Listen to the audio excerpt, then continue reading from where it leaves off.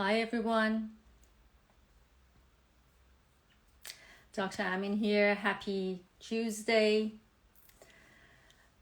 I'm waiting for a minute or two for people to join us. So today we are going live with Dr. David Perlmutter to talk about brain health and cognitive health, and also about Alzheimer's disease and how to deal with it and how to manage it. If you have any questions, definitely make sure to write it and drop it in the comment or in the question box. And if we had a chance and time, of course, we will go through those questions. So we are talking about brain health.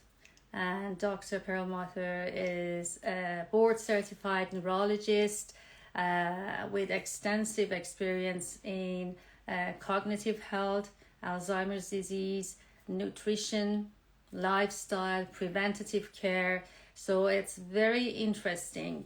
And I'm so excited to hear his talk about cognition and cognitive health today.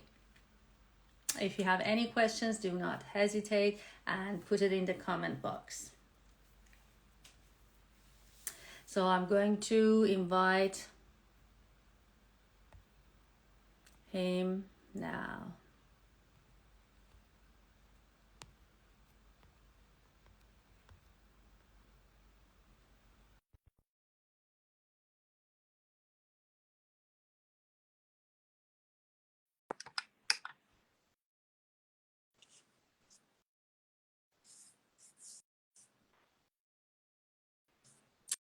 Hi, everyone. Hello. Hi there. How are you? One Hi. second. All right. How are you doing? I'm good.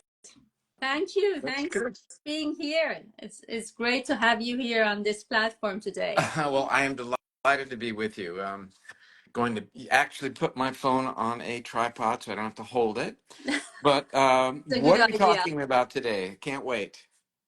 So we're talking about cognitive health and how to manage, how to deal with issues related to brain, especially in this day and age. We live in an age with inflammation overload, and of course, brain health is so important. It's part of our vitality, I believe. So maybe something that we normally not think about it on a daily basis, but it's so important. And we see the rise in numbers of especially Alzheimer's disease, now estimated about 50 millions, and it's estimated by 2050 rising up to 150 millions, which is shocking. It's unbelievable. Well, first let me say thank you for having me today. And I should have combed my hair, but that said, it's a very interesting time. What I was doing just prior to joining you this morning Mm-hmm. is I'm finishing off the a book proposal for my next book, which is called Brain Wars. And it really is about the fact that there are a lot of things going on that are threatening to our brains. It's as if there's a battle ongoing. And my mission is to empower anyone who will listen with the tools to take back control and chart their own brain's destiny. I mean, we live in a world where we're sort of told, do whatever you want and we'll fix it. There'll be something there to fix your problem, a pharmaceutical, what have you. And that's not reality. We do not have, for example, any treatment for Alzheimer's disease, none whatsoever. The numbers you just spoke about are daunting. 6.9 million Americans right now. I think the number is significantly higher. And we're told again that this just happens. Oh, so and so got Alzheimer's, just luck of the draw. Or, we used to say, well, somebody had a heart attack, as if they're walking down the street and all of a sudden, out of the blue, they were attacked and they had a heart attack. Doesn't work that way. We set the stage for these types of things 10, 20, 30 years ahead of time based upon the choices that we make. And what you've been doing, which is so wonderful, you've been giving people the information that they need to rein in their metabolism and reduce their risk for having these really catastrophic events happen.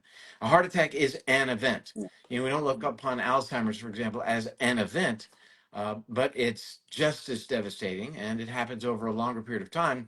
But again, we are sowing the seed for brain degeneration many decades prior to forgetting the Wi-Fi code. Mm-hmm.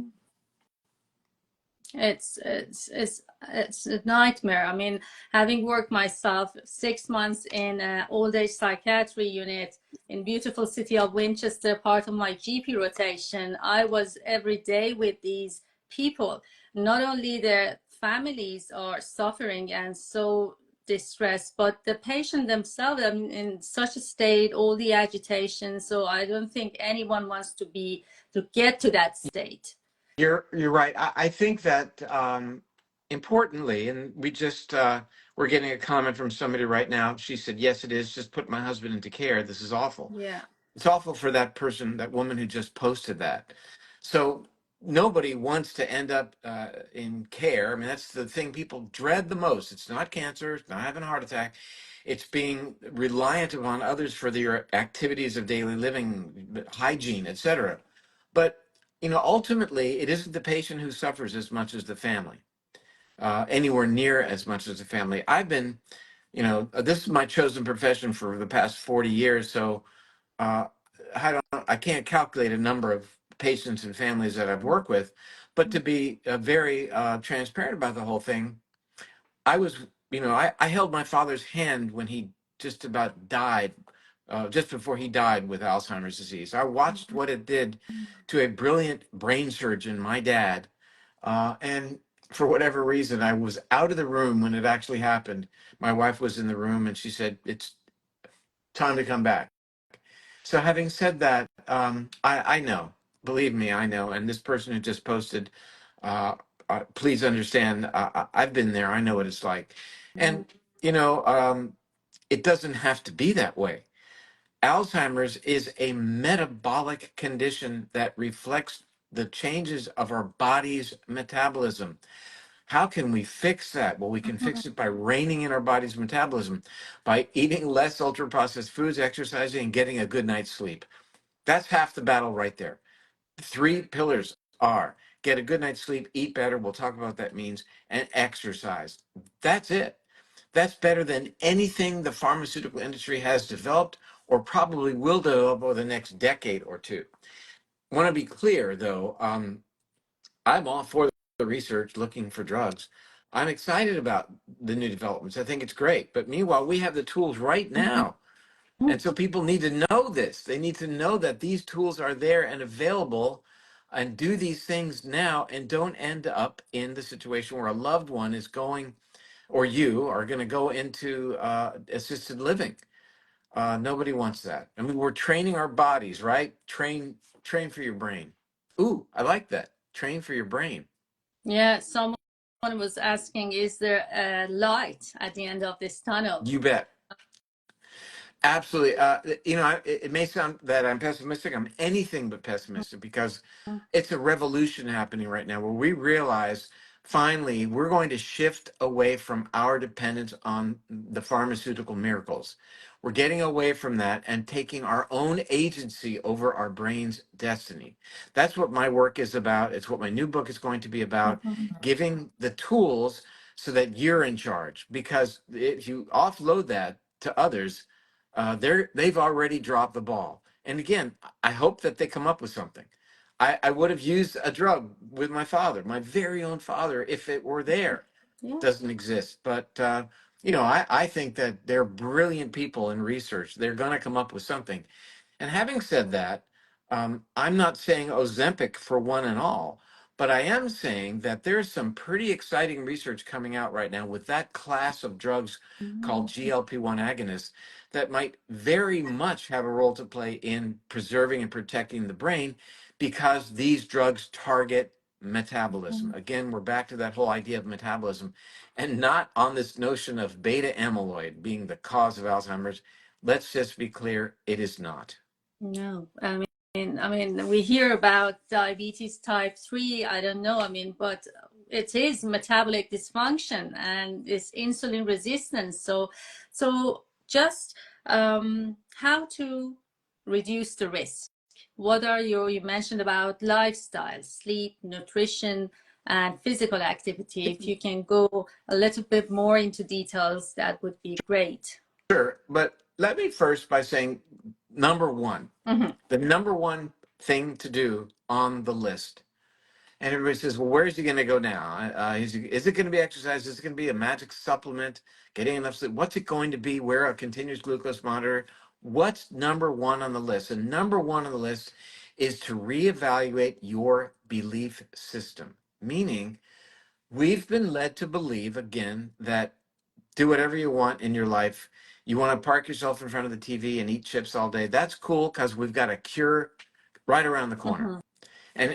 And that's a belief system that's instilled in us with media, by the people who want us to be dependent upon pharmaceuticals and eat the foods that are destroying our metabolism, destroying our brain. So job one is to take a moment and sit back and look at your belief system and recognize that your belief system may have been hacked. That is to say, it may very well be that your thought process has been manipulated such that you don't think you have agency over your brain's destiny. That's job one. Then exercise 150 minutes minimum a week, getting a good 8 hours of restorative sleep, wear an Oura ring or other device to make sure you're getting enough good quality sleep in terms of how much sleep you get, how much deep sleep you get, how much REM sleep you get, how long it took you to fall asleep, how many times you awaken, what is your heart rate variability, all these things that you've talked about before. And then diet is central. Now, what diet am I going to recommend? Are people on the edge of their seats?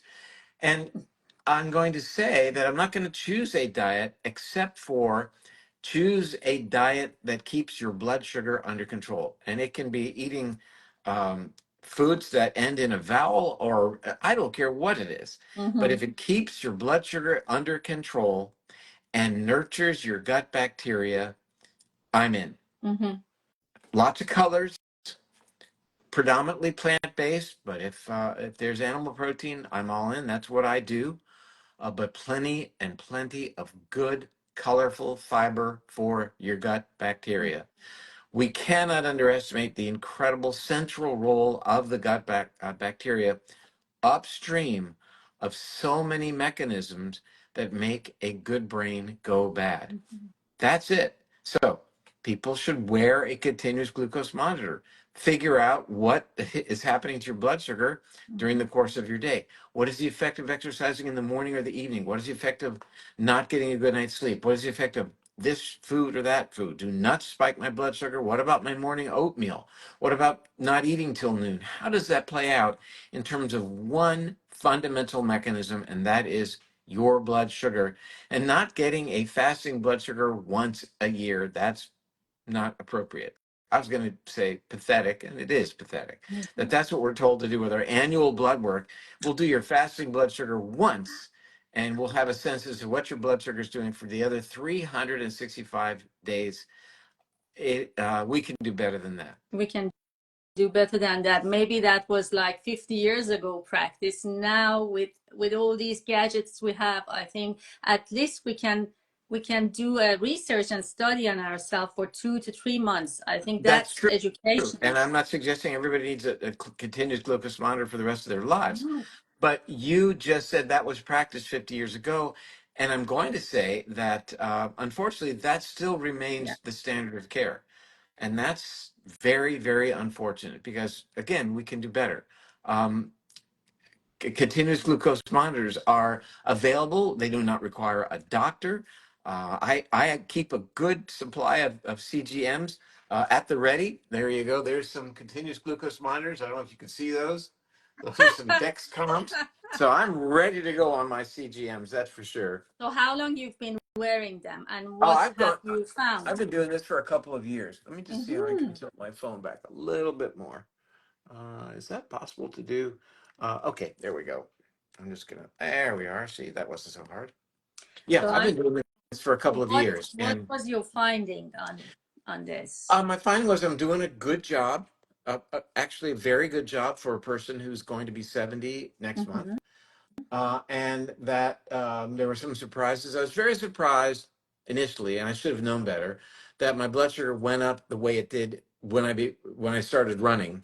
At the beginning of my run, blood sugar goes up. That's a surprise. You think, oh, you're using glucose, it's going to go down. No, you enhance gluconeogenesis. You're increasing your production of glucose. Your body says, hey, we've got a high demand here. Let's make blood sugar, so it goes up. And I Mm-hmm. was also taken by cashews, in my case, how cashews really seem to spike my blood sugar. So that's personalized medicine. What worked for me? Exactly. That may not work for you or the next person, but that's the reason we need to figure out where we are and what's going to do it for me. Yeah. Now, as it relates to sleep, I frequently will wear an Aura ring, Oura. There are, newer versions that give you all kinds of information. We spend or should spend about a third of our lives asleep. That's a lot more than we spend exercising, and it's a lot more than we should spend eating. Though some people may spend a lot of time doing both of those. But that said, a third of our lives in this activity that is so fundamentally important for our health and our brain health in particular. People who don't sleep well have a dramatically increased risk for Alzheimer's disease.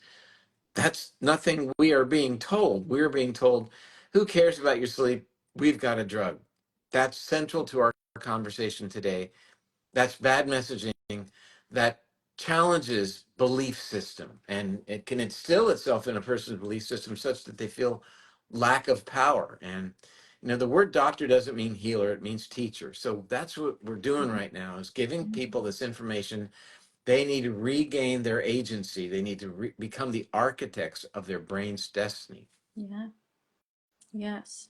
So it's unfortunately our medical system. This is the way the medical system goes, treating disease and not prevention. That's Yes, the I most think important thing. that's right. I mean, I think by and large, our healthcare system is inappropriately named. It is not a healthcare system, it's an illness care system. Mm-hmm.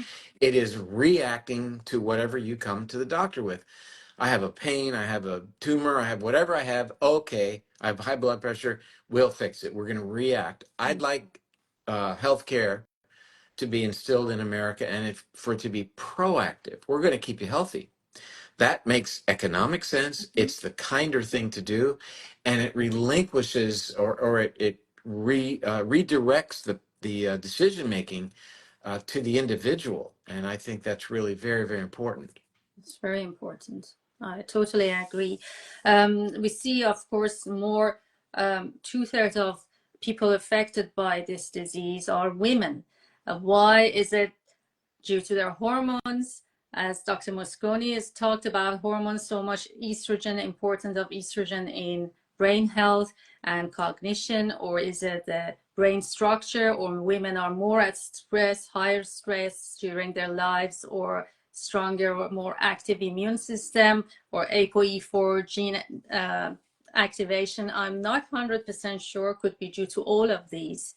Yeah, What and are I your think it's thoughts? a home run question, that's for sure. Mhm. And what Dr. Mosconi, Lisa Mosconi, has talked about, and for your viewers, her wonderful book is called the XX factor, and it really that's the genotype of a woman, two X chromosomes. Men have XY. And I think a lot of interest has focused on estrogen as being a player, a part of the picture. We do know that there are dramatic changes during menopause, including obviously the decline in estrogen, but obviously as well significant increased risk for metabolic issues that begin at that time and then skyrocket, and that correlates with the increase in Alzheimer's in the late onset Alzheimer's disease, or LOAD. So I think there are many factors.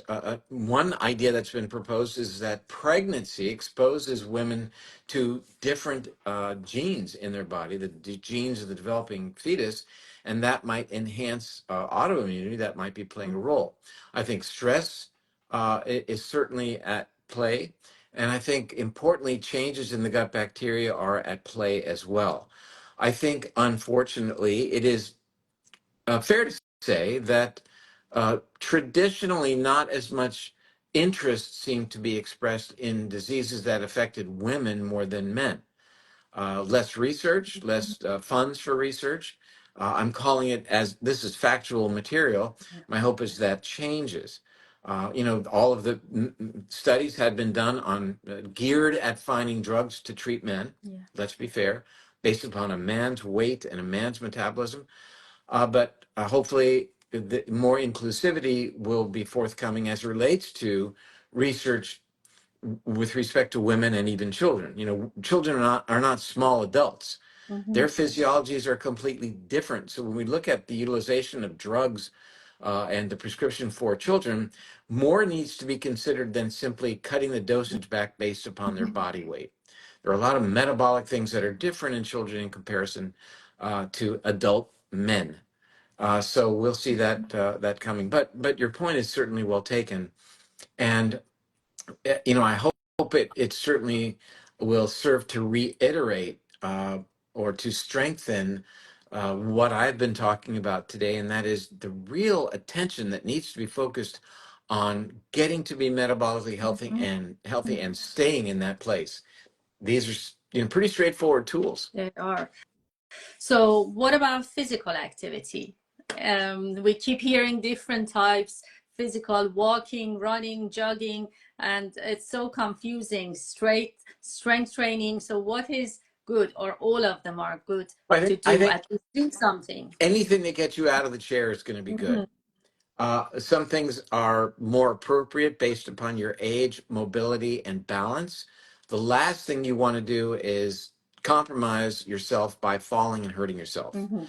So there's a call here on my part for, we'll talk about resistance training, we'll talk about endurance training and cardiovascular work in a moment. But I think that there's more to the story than just those two. We should absolutely consider stretching and balance training. Why? Because that's how you avoid injury.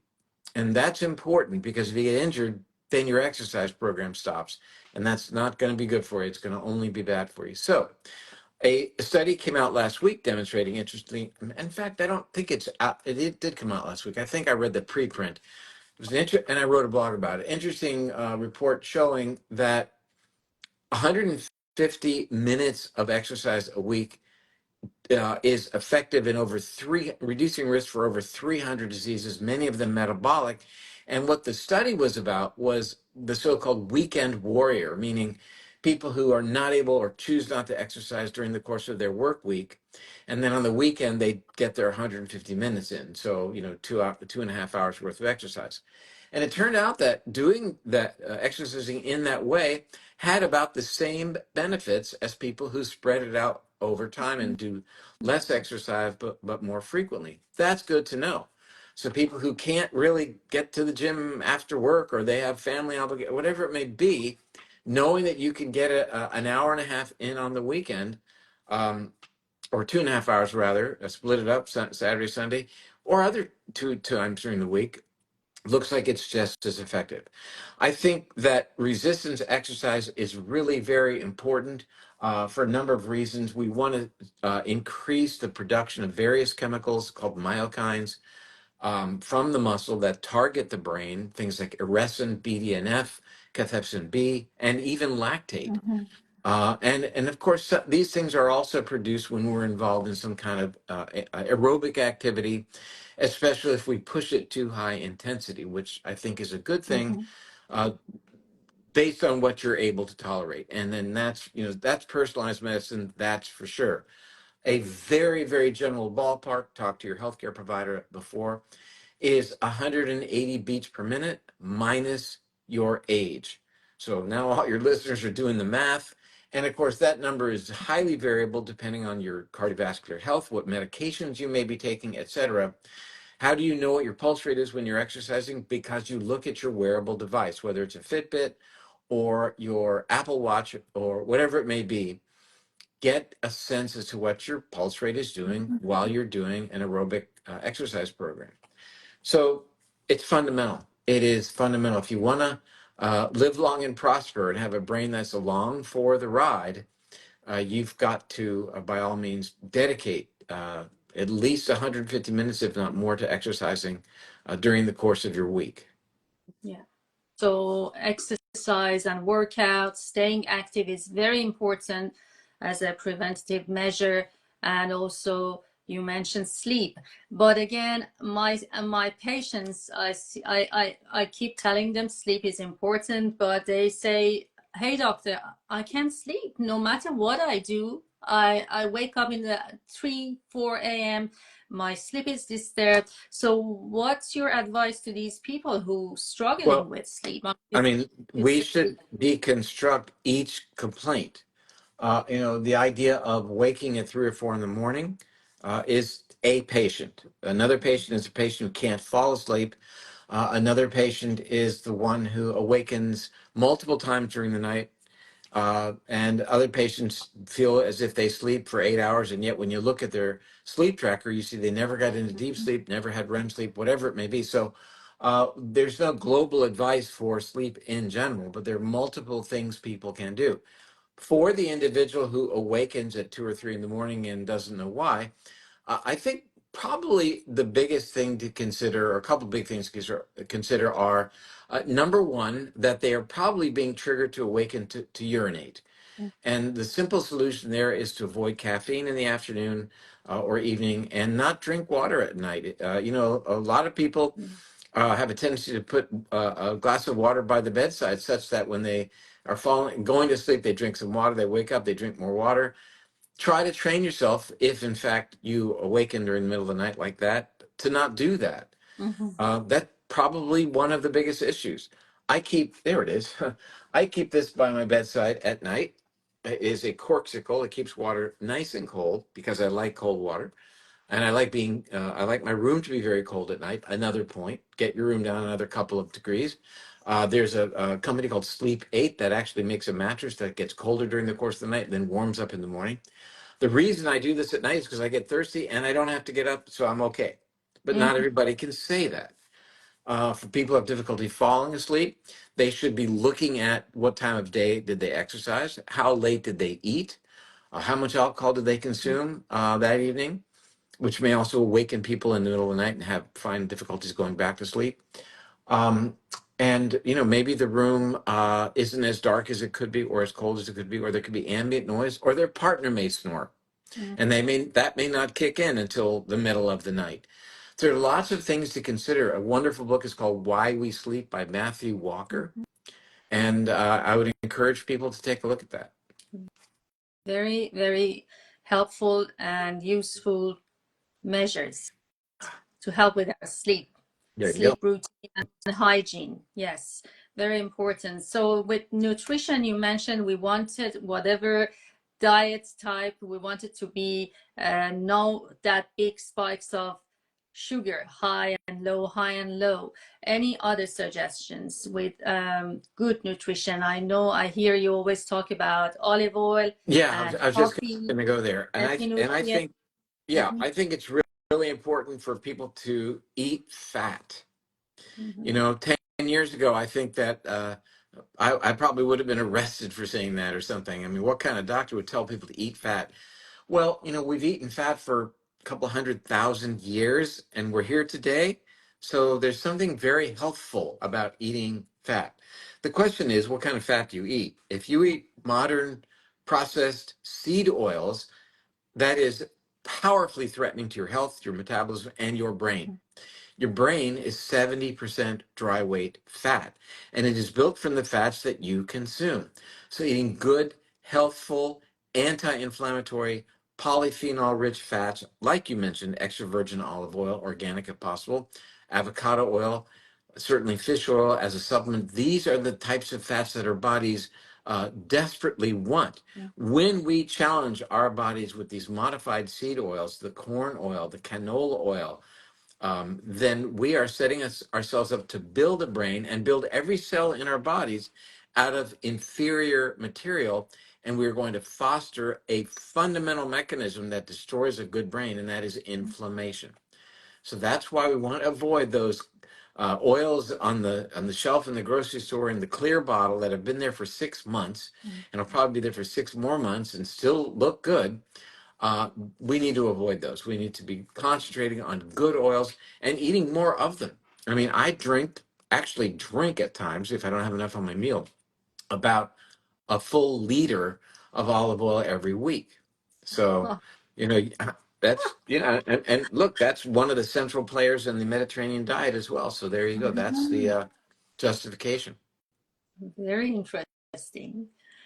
So someone was asking, she's talking about her age is 50, and she started having these symptoms of forgetfulness, finding hard time to finding words, and she's going through the change, menopause, hot flashes, night sweats, sleep is deprivation, and also her lots of stress with teenagers, elderly parents. So she has noted some foggy brain and memory issues. So what's your advice to this woman, if this is a patient or a family member or a friend? Should she do something about this, see a doctor? And if they see a doctor, what should they expect, or she should expect or ask for?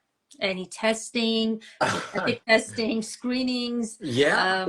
Well, it's not a question of seeing a doctor, it's seeing which doctor. Mhm. I don't mean a witch doctor, I mean what doctor she sees. By and large, to be fair, if you go to and it would be a neurologist in this case, a neurologist with these complaints, this woman will probably be written off and maybe given some kind of medication for her anxiety. No doubt she's likely depressed as well. There might be medication for that as well. But for me, this scenario that you just presented Yeah. lights up all the lights about this person being at very, very high risk for going down the path of what's called mild cognitive. Well, right now she's having what's called subjective cognitive impairment, Yeah. SCI, meaning she notices something. The next step on the continuum is what is called mild cognitive impairment. That's when the doctor administers some cognitive testing and she's not getting a perfect score anymore. Mhm. There are determinants on various tests where she would be actually classified as having MCI or mild cognitive impairment. And after that comes full blown Alzheimer's disease.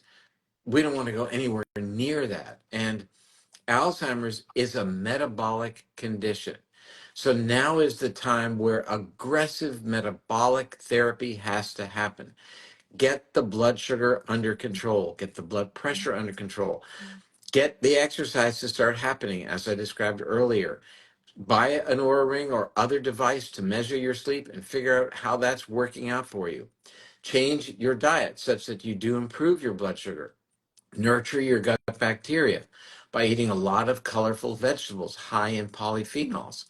Uh, I would, um, I will tell you that our good friend Dr. Dale Bredesen, who wrote the book The End of Alzheimer's, that I think I wrote the forward to that book. I wrote the forward to one of his books. I think that's the one. Has a new book coming out for what do we do prior to Mhm. that diagnosis to keep from getting it in the first place. That's huge. And I have another book coming out in the future called Brain Wars, and it focuses on exactly that. I'm actually sitting here right now writing the proposal. Well, I'm not doing it right now. I'm talking to you, not multitasking. But this is the type of patient that I just think is great to see. Why? Because pretty much everything's still intact. Mhm. And as John Kennedy once said, the time to fix the roof is when the sun is shining. So Mhm. this is the type of situation where you can be super aggressive and win. Mhm. Otherwise, what is going to happen is she'll be told, well, here's a pat on the back. You women going through menopause, this always happens, and have a nice day. Yeah. Then you come back 5, 10 years later when you are in fact having Mhm. cognitive issues that are demonstrable, I've and then you're seen. offered a drug that Mhm. doesn't work, that's threatening to your brain. And I respectfully object to that approach. With so many complications I've That's seen, and right. side That's right. effects. Side effects is just disaster, not helpful. No. That's right. In fact, I was just interviewed for MedPage Today. So people can Google MedPage, one word, MEDPAGE, today, and put in my name, David Perlmutter, and they'll see the article that was written about kind of the fantasy of these new Alzheimer's drugs, how they aren't working, and how metabolism is really what we should be focusing on. So we'll put a link to that article on my website and make it available to people. That's great. Good to know. So is this reversible? Can we reverse it? Is there any hope? Absolutely. Absolutely. The earlier we get to these problems, the better. So, at end stage Alzheimer's, that is not likely going to show any meaningful improvement. The question is, well, then what happens to the patient with the mild cognitive impairment? Definitely. We even demonstrate now, or Dr. Bredesen has shown us improvements in their brain scans. That's hard to challenge. Oh, wow. Larger memory centers in their brains when they're paying attention to their metabolism. And what about the patient even before that who has subjective cognitive impairment? Even much more likely that they can do better. My mission is to say, look, I want to get to you before you're even having any problem whatsoever. All the people who are watching us right now, the people that you are in contact with, that you spread your message to, the people who are doing their jobs, doing very well, I want to keep it that way. I want to do a podcast with you in 20 years and have all those people say, I heard that IG Live that you guys did 20 years ago. I paid attention and now I'm still doing all the great things I want to do. I'm Yes. tutoring my grandchildren in math, whatever it may be. Yeah. Yeah. So what about toxins? So we talked, of course, stress is a big toxic environment, but what about chemicals around us? What we can do about those, at least in our home, to get rid of them as much possible? And Well, there are two alcohol. important chemicals, or toxins rather, and they're chemicals in a sense that I want to just double click on because I think that they're not what first comes to mind for people. Mhm. The first toxin that is, I think, the most threatening toxin on the planet as it relates to your brain is a toxin called fructose.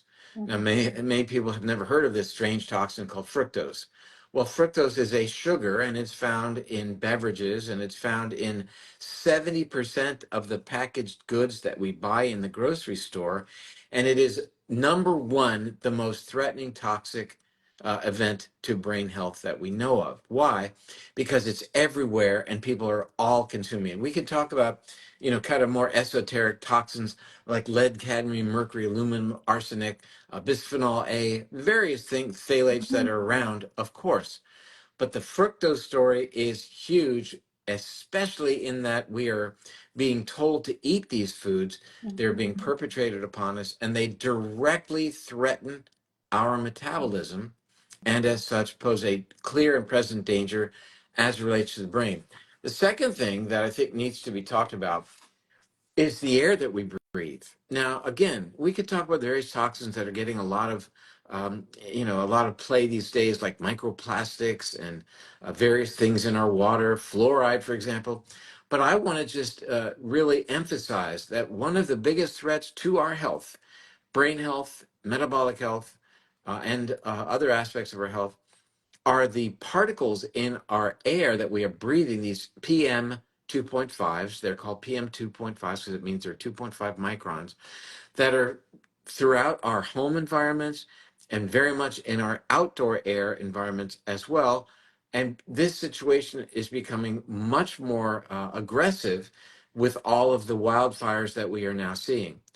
Indoor environments are threatening as well. Various things we can do. Number one is identify within your home where we spend most of our time, let's call it like it is, or in the office. Again, indoors is where people spend more than 90% of their time. That should tell you something. But there are some very, very high quality air purifiers out there. And I am aware of the fact that within a couple of months, there's going to be an air purifier available that will be hands down the device that we should all have in our homes to trap those particles and and even, smaller particles, and really allow us to breathe better air. Who knew? I mean, yeah, it's great we talked about the food that we eat, exercise, but the air we breathe, that's not something we can avoid. And ask yourself, what are the sources of indoor air pollution? Well, these plug-in things that you put in the outlet to so-called freshen, what a term, freshen the air. And I think one of the biggest producers of these PM 2.5s in indoor air is incense. Oh, it's got to be good for me because it puts me in a state of mind. No, it's subjecting you to these particles that you're not seeing, but are hugely threatening. They make their way through the lung. They make their way into the brain, through parts the cribriform plate in your nasal passages, and they are very, very threatening. We know that the research correlating PM 2.5 exposure to Alzheimer's risk is vast. It's compelling. So, I wanted to offer up some things perhaps that your followers may not have necessarily known about in the past, and that is, this threat from fructose, the sugar that's found almost everywhere now, and the air that we breathe. So keep it in mind.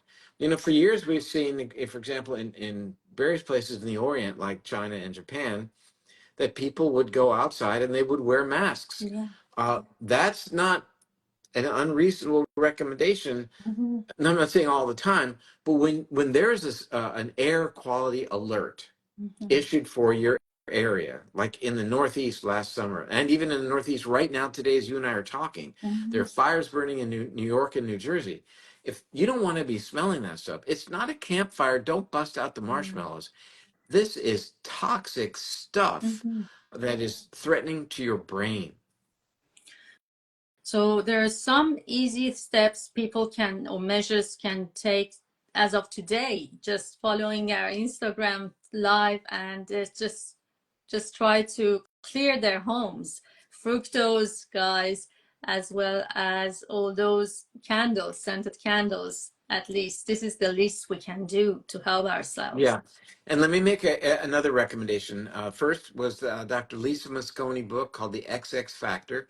I think Why We Sleep by Dr. Walker. Mhm. Matthew Walker is a great book. Let me direct people to a website, and I don't know the actual URL, but people should Google Dr. Austin, Austin, last name Perlmutter, like me, same last name. Who knew? Dr. Austin Perlmutter. He's got a robust amount of information about the exact things that you and I are talking about Mhm. today, but he explains it in such a way that people can get their arms around it and then know what to do. It's one thing to know that the problem exists, but really important to, okay, what is actionable here? What can I do? How can I clean up my indoor environment? How can I avoid exposure to this particulate matter? How can I reduce my consumption of fructose, for example? So again, his name is Austin, last name Perlmutter, same last name, obviously, my son, Yeah. our son. There you go. Yes. Yes. Just someone asked if you briefly mention if you like to talk a little bit about supplements. Do you recommend supplements to people? I do. If yeah. And in an ideal world, if our diets were excellent and the food that we ate was of high quality, we wouldn't need to supplement our diets. That's what the word means, to fill in the blanks. But I do believe that there are some holes in the modern human diet. And I think we now recognize that certain supplements are really very, very positive in terms of what they can do for us. Mhm. So I think that there's some exciting things being developed in the supplement world. I'm a big fan of fish oil, high quality fish oil. I think very, very Mhm. important.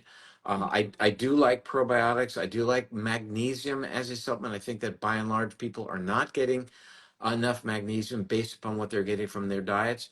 The uh, we know that, for example, close to 50% of American adults is receiving less than the optimal amount of magnesium in their diet. I was interviewed yesterday by a peer-reviewed medical journal about that, just to comment on a recent study. I think these are very important. Beyond that, we're seeing the development of some really powerful supplements that people can take that are really rich in compounds called polyphenols, which nurture the gut bacteria, which direct the gut bacteria to do good things. but are also directly influential in terms of changing our gene expression and protecting our genes, protecting our mitochondria, high in what are called polyphenols. One of them that I'm very excited about is something called Himalayan tartary buckwheat. Himalayan tartary buckwheat. The company that makes it is called Big Bold Health. Big Bold Health, I guess, is their URL. I'm not sure. Probably bigboldhealth.com. No, I don't know for sure. But there is a sprouted Himalayan tartary buckwheat that I have been taking that I'm very fond of. Mm-hmm. I also take, I guess I told you I'm taking all the things I've mentioned, but another one I'm very fond of is something called creatine monohydrate. Mm-hmm. Creatine monohydrate. I take 5 grams a day. That's not a huge amount. It's one little scoop. It's a white powder. There are many brands out there that make good products. So I think people can just find a good brand. You can certainly buy that one as well on Amazon. I'm just trying to think of what I have in my box. Um, as I look through it. Again, vitamin D and vitamin K are important for me. I take a product called nattokinase. I'm not recommending that for everyone, but it does some particular things that I think I need. And I also take a methylated B complex based Mm-hmm. upon my genetic profile, important for me. And it brings up another idea, and that is the idea that people should consider what their personal needs are as it relates to supplements that they may or may not want to take. And you can determine that now with really good laboratory studies, not the least of which is your genetic profile that might indicate that you need more vitamin D, or you might need methylated B vitamins as opposed to normal B vitamins, whatever it may be. But I am, to answer your question, then the answer is absolutely yes. I think that supplements are very important in this day and age when, to be fair, our food quality has declined. Yes.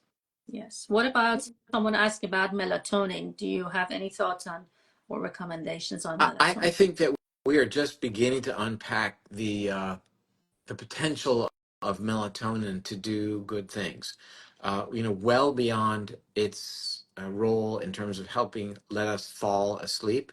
I mean, typically that's what it's used for, or at least how people recognize its use, because uh, it is um, it is indeed what is secreted by the pineal gland Mm-hmm. in the face of darkness to help us ease our bodies, ease our minds into sleep. The use of supplemental melatonin to help sleep, I'm in favor of. But I think moving forward, we're going to see that there are some issues related to the immune system for which melatonin may be helpful as well.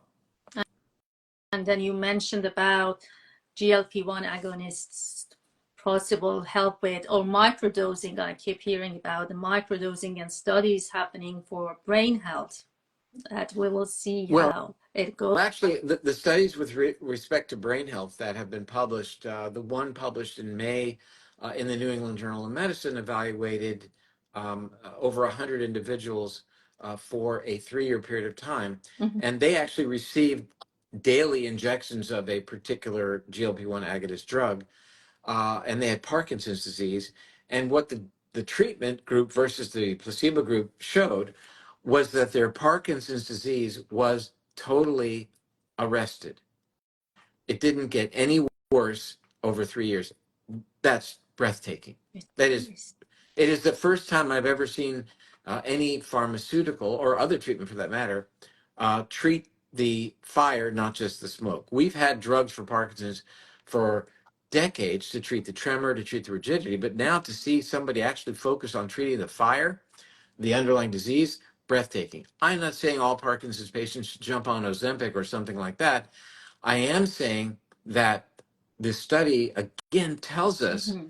that targeting metabolism is the way to go as it Yeah. relates to Parkinson's, and more recently, studies coming out with respect to Alzheimer's.